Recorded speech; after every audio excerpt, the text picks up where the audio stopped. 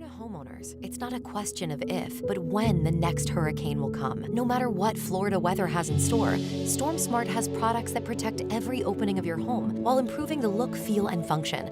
From durable aluminum shutters, high-impact windows and doors, to our innovative storm catcher screens, products that enhance the beauty of your home and keep your family safe. Because smart is complete hurricane protection, and smart is peace of mind. Call Storm Smart today for your free in-home consultation.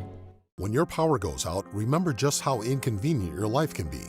No lights, no refrigeration, no heating or cooling, no electronics.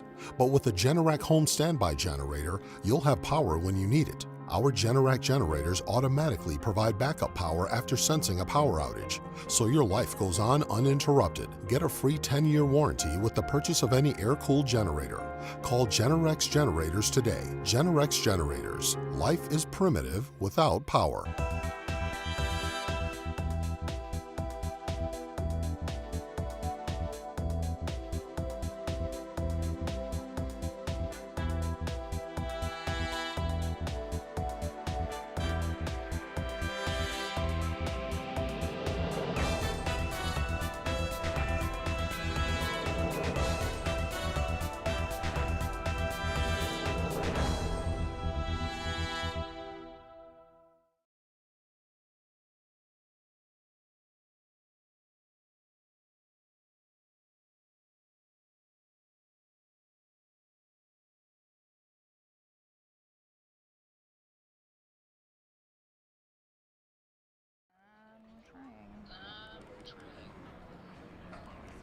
Hit the clear buttons on the left.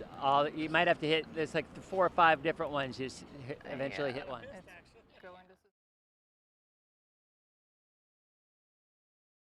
I got you, hold on. There you are. And you're live. Okay, we are hot. How you doing, everybody? So, welcome to Dennis Phillips live in Thunder Alley. So I want you to get what this setup is here, okay? So Shay Ryan is on the phone with me right now trying to figure out which button to press, okay? So she's going that way. I am one of you. We're all together in on this chat, so I can see Ryan. How you doing? Good to see you. And by the way, I just kind of figured I would hang out here sitting like everybody else, because I mean, look around. I mean, some people go, hey, how's it going? How you doing? So some people got their lawn chairs going, and some people have their kind of high-end rockers and stuff.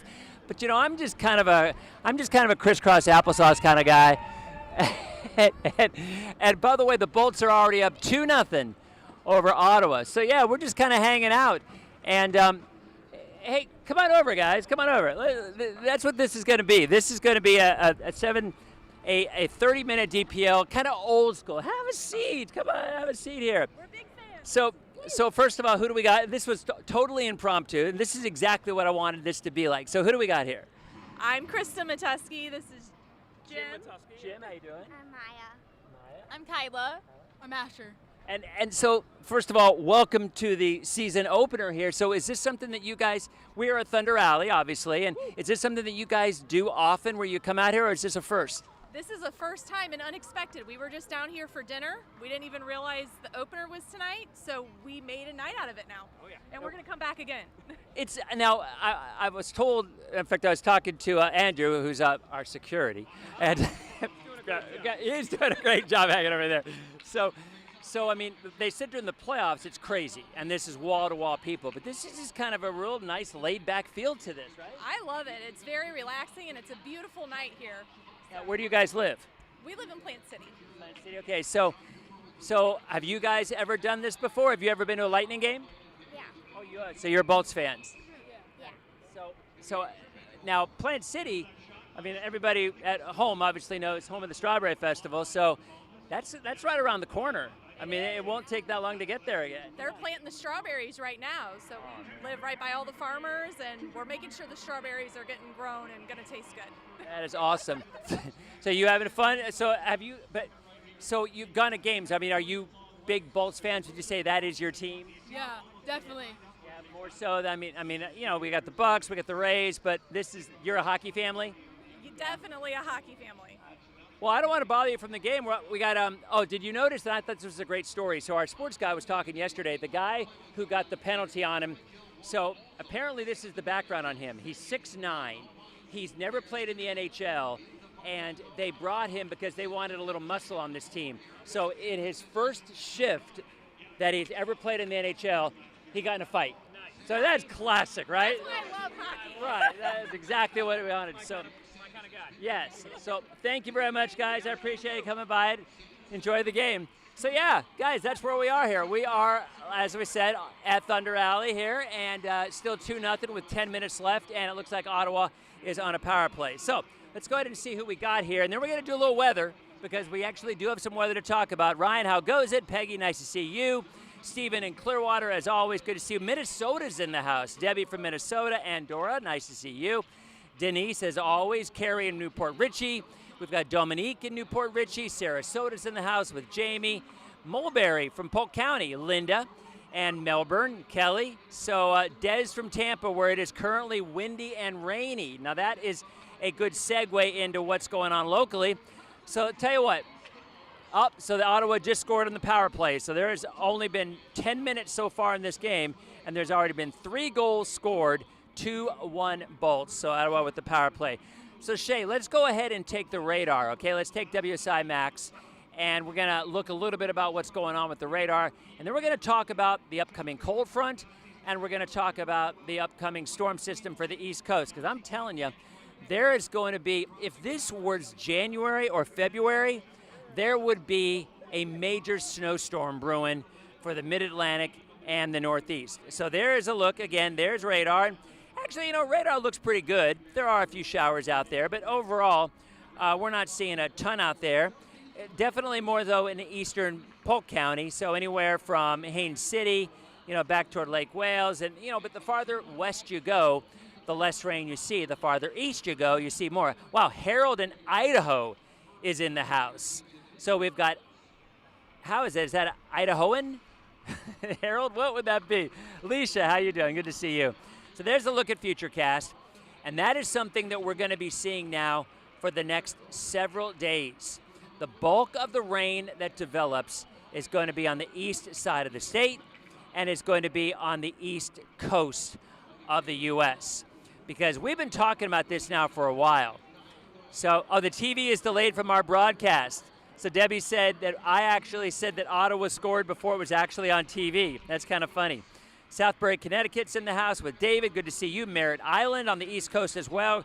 Kirsten, where there's actually going to be some pretty significant weather going on in terms of wind and surf. Zoe in Virginia, how you doing? Looking forward to coming back to Newport Richie. So, again, like I was saying, so you've got low pressure developing, all right? And it is a non-tropical low. So what that means is it's a cold core low. It's a winter storm. It's a nor'easter. So anybody who lives up in the Mid-Atlantic or in the Northeast knows exactly what I'm talking about. So when you get a nor'easter developing, it still brings tropical storm force winds. It still brings heavy rain. It still brings surf.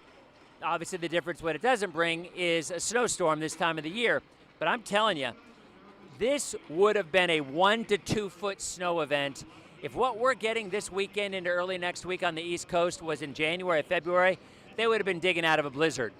But looking at what we have with, with the tropics right now, you've still got Jerry, which is still a tropical storm, by the way, but still looking kind of ragged. The one thing I will tell you is I do think that the northern and northeastern sections of the Leeward Islands, the Virgin Islands, they're going to be right on the fringe of tropical storm force winds. Puerto Rico is going to be okay. I mean, I just don't see much of an impact other than maybe some squally weather. Definitely some squally weather. And a save by Vasilevsky. So, so I'm now doing. And another fight. Let me tell you, the Bolts are making it very clear right now that they are not going to be pushed around. All right. So last year, that was something that really kind of came to pass when the Panthers kind of played really.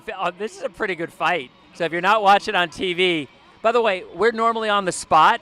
You guys normally see me here on the spot. Well, obviously the Bolts game is now on the spot because we are now the official home, the official broadcast home of the Tampa Bay Lightning. So again, oh, there we go. We got a double box working here. So yeah, you can see Jerry over on the right, and you got me on the left, and over this way, you got guys fighting. So, so we're like 10 minutes into the game, and I think it's already the third fight.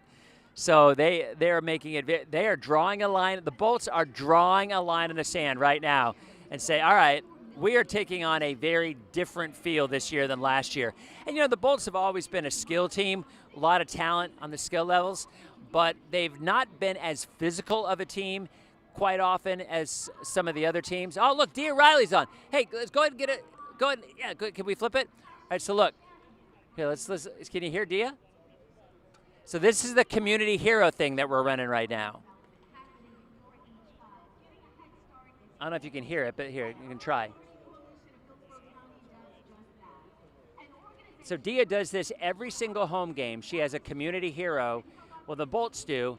And Dia comes out and offers the award to the recipient of the award. By the way, our storm chaser, Don Gramez, one time, he actually got that award a couple years ago, I remember. So they have the story that runs about this individual. And then Dia will be there to give away the award.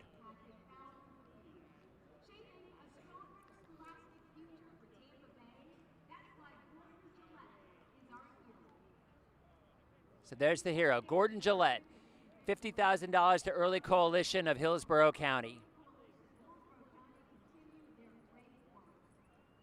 And there's Dia.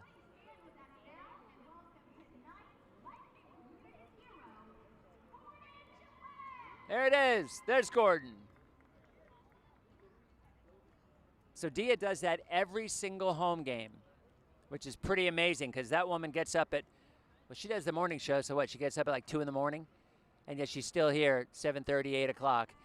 Pretty sure she'll just go right to bed right afterwards. That's my guess. All right, that was awesome. That was good to switch that. So anyway, a couple people are asking. Let's go ahead and take graphics again, guys. A couple people are asking about La Nina, and absolutely. So the release today was that we are absolutely in a La Nina and expected to stay in a La Nina right on through the first half of the winter. So what does that mean? Well, it's very different. In hurricane season, La Nina is it's typically a bad thing because when you're in a La Nina, that means the Caribbean is usually open for business. And when we're taking a look at what we see here with Jerry, look at where most of the convection is with Jerry. So Jerry is to the east. Most of the convection, the storms, are to the east of the center. But that track absolutely stays well to the east of Puerto Rico, really close to the northern Leeward Islands, and continues to move away from the U.S. So what's crazy is that this is yet again another hurricane, another tropical storm. Every one of them, every single storm that has developed this year has curved away from the East Coast. Every one. Aaron got pretty close, but still curved away. And at this point, we still have absolutely nothing in terms of development from the Caribbean and in the Gulf.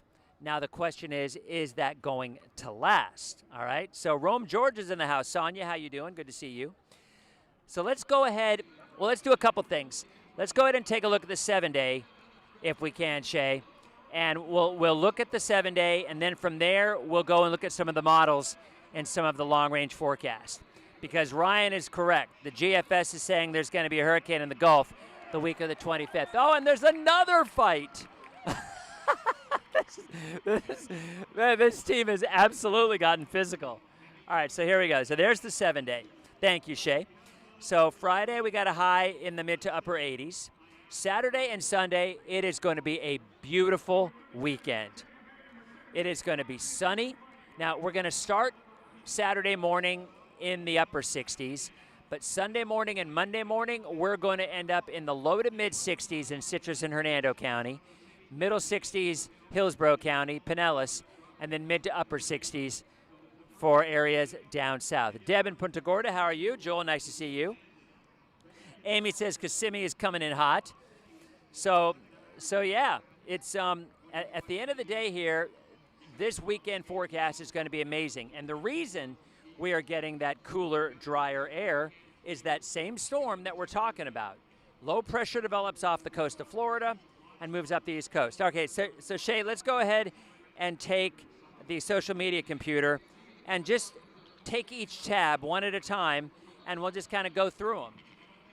And those tabs will show us what the NHC is showing. It'll show us what the models are showing, what the ensembles are showing, and everything else. And honestly, and like I said, guys, I'm just kind of hanging out here. I mean, everybody else is either in lawn chairs or sitting on the ground, and I'm like, this is awesome. I love this. How you doing? Good to see you. Is that Ren? Hey, how's it going, Ren? Okay, so you guys know Ren on our chat, but I didn't recognize Ren. I recognized Ren's dog because that is the second fastest dachshund, small dog. What's the, here, sit down. All right, so we got Ren here. Hello. So now, claim to fame is second fastest. She's the second fastest dachshund in the state of Florida. Second fastest dachshund in the state of Florida. So, and you've got your Bolts gear. Now, you are a big Bolts fan.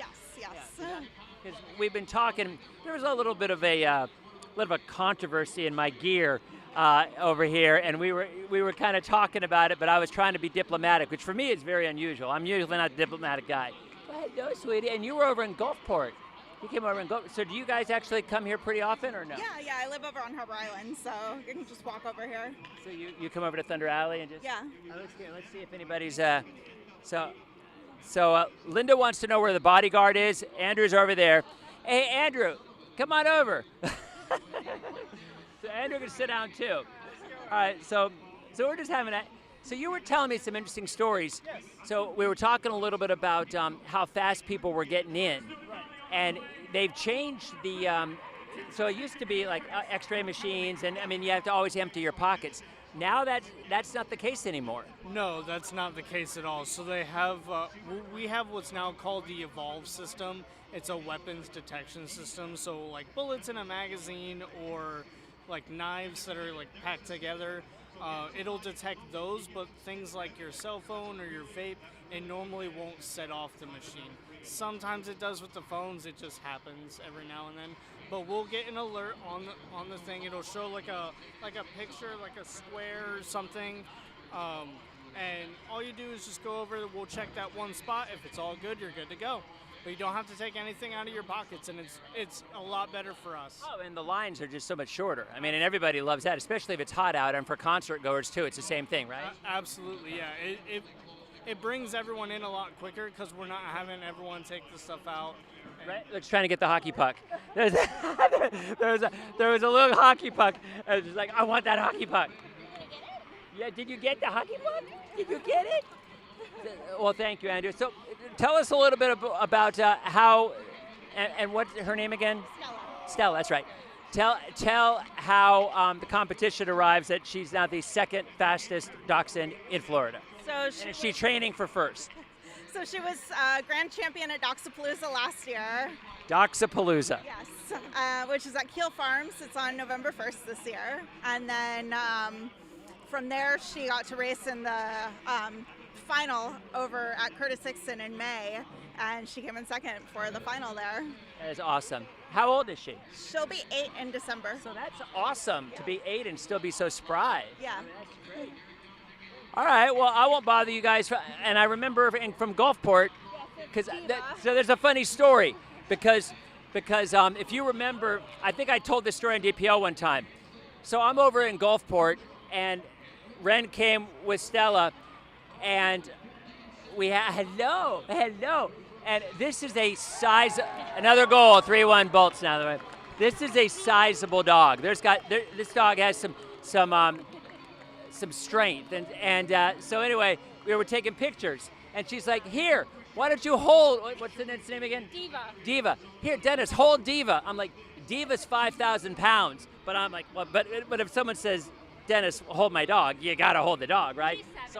So I'm 70 pounds, so I'm like, all right, so I'm like, holding, I'm like, take the picture. So well, that's awesome that yeah, it was good. Well, it was good. So, well, thanks for coming. Hello, sweetie. Hello. Oh, yeah. Oh, yes. Well, thanks for stopping by, guys.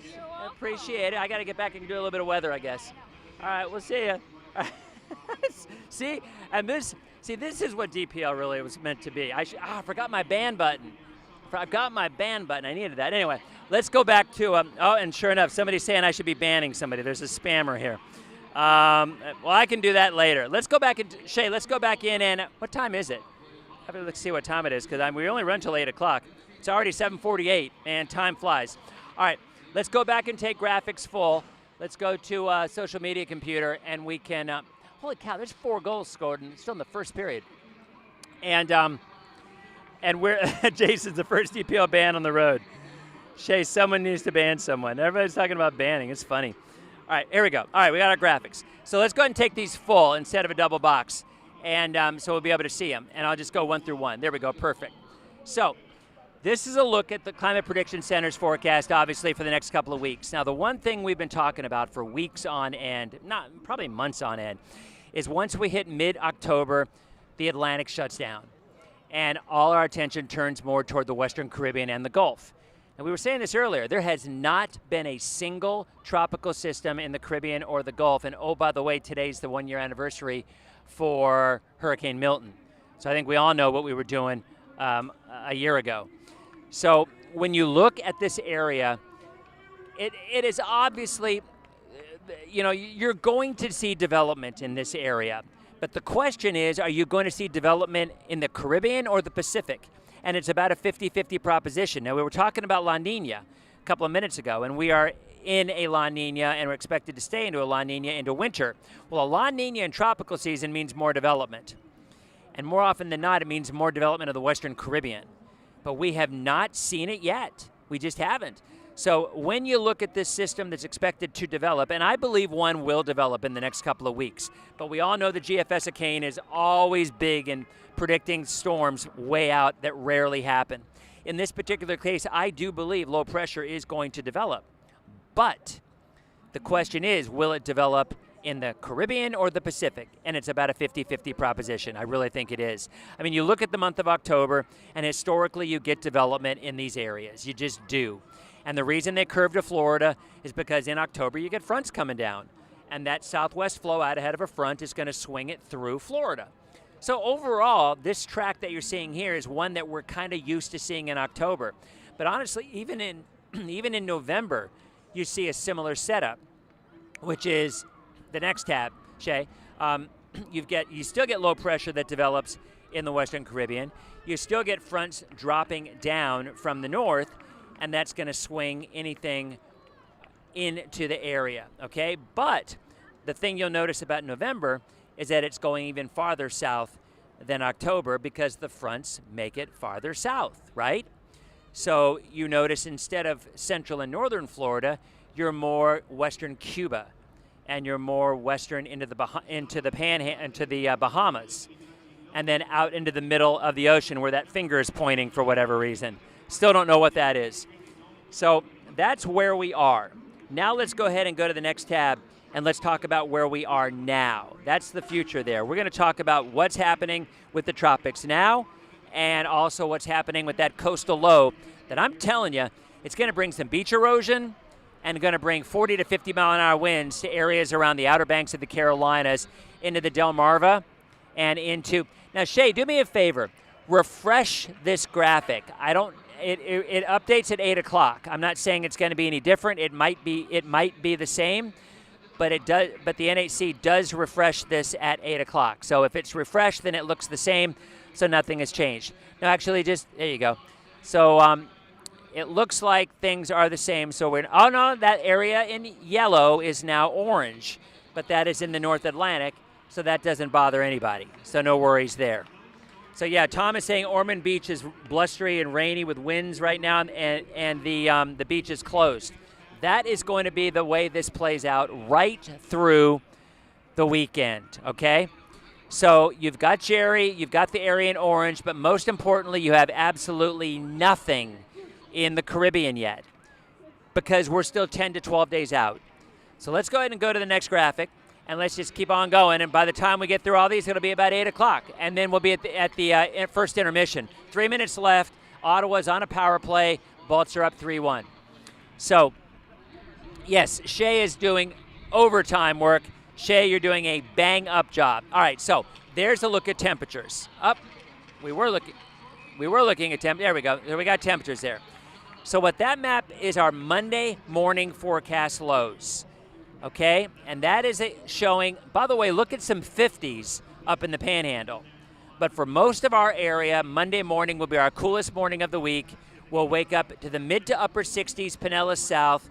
We'll wake up to the lower to middle 60s, Citrus and Hernando County. And then inland areas will also be in the mid to upper 60s. The humidity will be low. The forecast is going to be amazing. Saturday, maybe still some clouds in a few spots. Afternoon clearing. Sunday and Monday look awesome. All right? So we will eventually see a warm up. And oh, by the way, I'll show you in the models in a minute. We're looking at another front that's going to be coming in another 10 days or so.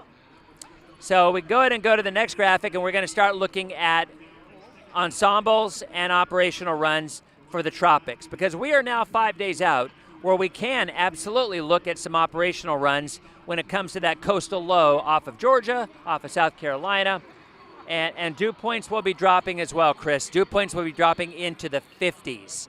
Okay, so here is a look at the operational run, and we're just putting it in motion, and you can watch the low move right up the eastern seaboard, okay?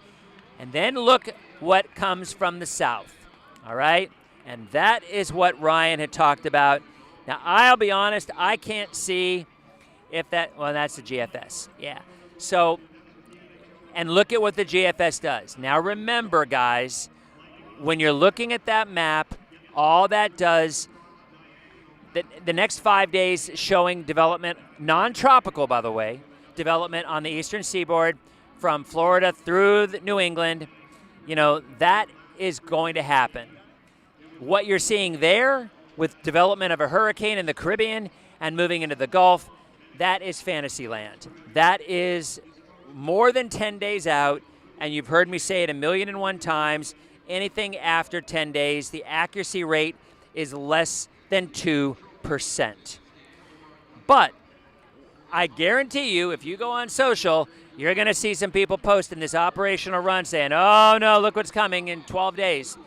I'm not saying that this isn't a possibility. In fact, I will be honest, I think it is a possibility.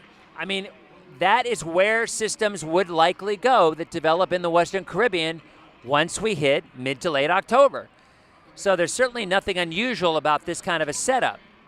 But anybody who's going to post operational and talk about operational as is, look, this is something we need to watch out for. No, this is not something we need to watch out for. This is merely the run, one run, which will be jumping all over the place as it always does, okay? Now, let's go to the next one. The next one is the Euro. And the Euro is a little more bullish on development, and it also retrogrades. Look at the East Coast, right? So the Euro brings, a couple of things with this one, and we'll kind of go over it here. We'll start with the East Coast. The Euro does develop that low. It does move up the eastern seaboard. It gets a little bit stronger than the GFS does, and then it retrogrades back southwest. So I'm telling you, the Outer Banks of the Carolinas, Norfolk, the Delmarva, Ocean City, Rehoboth, the Jersey Shore, they are all going to see 40 to 50 mile an hour winds Sunday into Monday and into Tuesday of next week. If this were January, they'd be getting 2 feet of snow. But it's not. So there will be cold air behind it, and there will be a freeze for Pennsylvania northward, but there's no frozen precipitation developing, all right? So let's look at the tropics in that same model run. You've seen it, and it is showing a similar time frame in terms of development, but the Euro is not nearly as developed as the GFS is with anything 10, 12 days out. So it really doesn't matter. It's fantasy land anyway. But here's my message. My message is if you live on the Jersey Shore southward, through the Delmarva, into the Outer Banks, up toward Norfolk, you are going to see tropical storm force winds later this weekend and early next week. Now, technically, it's not going to be a tropical storm. it'll be an extratropical, non-tropical system, so it won't get a name, more than likely. But 40, 50 mile an hour winds or 40, 50 mile an hour winds. I don't care if it's got a name or not, right? So there will be beach erosion. There will be some coastal flooding with an easterly flow, and there will obviously be some wind. So that's the end of the first period, and the Bolts are up 3-1 after 1 for their season opener. So a really impressive start for the Bolts. All right, so let's keep going. Shay, let's go ahead and go to the next map, and I think that's actually about it because we are coming up on 8 o'clock. Matter of fact, it is 7:58, so we have filled this time just right. Now, I'm going to answer your question, so if you have any questions about weather on the East Coast, our weekend, go ahead and ask away, and I will answer. But I mean, this worked out fine. We talked to some very nice people here. We saw Stella, who's right over there watching the game, and we've talked to a nice family in Plant City, and we're just, this is a really, really nice laid-back tone. And of course, the reason we are here is because, as you all know, on the spot right now, which is normally DPL, the Bolts game is on. So if you want to watch the Bolts game, you don't have to buy FanDuel anymore. You don't have to buy Bally's anymore. You get a little antenna at Walmart for $20. You plug it into your TV. You go to the source that says antenna, and you scan, and you look at 66.1, and you will get the Bolts game. Now, it's also available in Orlando. It's available in Gainesville. It's available in Tallahassee. It's available in Pensacola, and it's available in Jacksonville, all on local stations in there. But the broadcast originates here, and if you're traveling and you're a big Bolts fan, you just go on the Lightning app. It's $66 for Channel 66, $66, and you can download the app and purchase it for the entire season for all Bolts games for $66. So let's see if we have any other questions. I'm glad you guys enjoyed the stream. What is the weather like for this weekend? Going to look like for Hudson for this weekend. All right, Gregory, here you go. Saturday morning, the front will have passed through. All right. Temperatures for highs on Saturday, partly cloudy on Saturday in the morning, becoming mostly sunny in the afternoon and breezy. It's going to be breezy right through the weekend. Sunday morning, you're going to drop down into the mid to upper 60s in Hudson. Afternoon highs on Sunday will be in the low to mid 80s. Beautiful. Low humidity, low dew points, and just as nice on Monday as well. And the Lightning app is also on Roku, Cassie said, so thank you very much for letting me know. Ryan, Farmer's Almanac, you're exactly right. There's a little bit of a controversy here. Typically, when we're in a La Nina in the southeast, we're warm and dry. Well, the Farmer's Almanac is saying cold and wet. So here you go. Pick your side. La Nina, warm and dry. Farmer's Almanac, cold and wet. We will see. Connecticut inland not looking too bad this weekend. You're correct, David. I think when you're inland away from the coast, it's going to be far enough offshore that you're not going to have a huge issue inland. But I do think coastal sections, even of southern New England, from Providence, Narragansett, all the way down through Long Island, all the way down to the Jersey Shore, you are going to be seeing that. Flying Tampa to BWI early Tuesday morning, cancellation. Lori, that is a really good question. It is a possibility there's going to be some flight cancellations on Tuesday at BWI. I'll know more tomorrow. Watch DPL tomorrow, and we'll have a better idea for you tomorrow to check in. Wedding in the Outer Banks on Saturday evening. It's gonna be a little windy for you. I think the worst of the storm holds off until later Sunday, but it could very well be a little breezy. Long Island will not be as bad as the Jersey Shore, Janice, but there will still be some wind at about 40 miles an hour. All right. Good luck flying back from Syracuse, Michael, to Boston. A 960 storm in the Gulf. So, John, that is the GFS in the Euro. That is the GFS past 10 days. And as we said it before, anything past 10 days is just absolutely nothing to worry about. Nothing to worry about. Thank you. I appreciate it, Gregory.